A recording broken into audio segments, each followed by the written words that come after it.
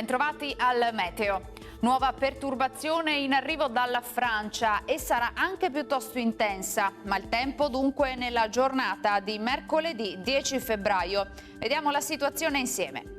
Sul Veneto la grafica ci mostra un tempo spiccatamente instabile, il cielo sarà molto nuvoloso con precipitazioni diffuse su tutte le province sin dal mattino e localmente potranno risultare anche di forte intensità.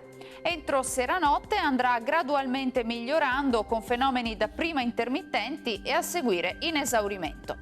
Vediamo anche le temperature che saranno stazionarie minime tra lo 0 e i 5 gradi, valori massimi compresi invece tra 6 e 14 gradi.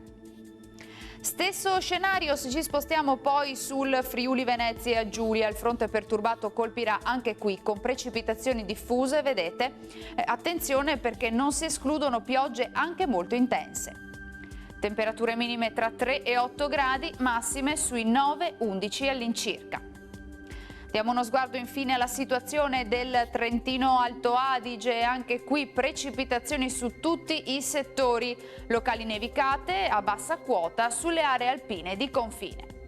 Temperature minime intorno a 1 grado, massime invece sui 6 gradi all'incirca.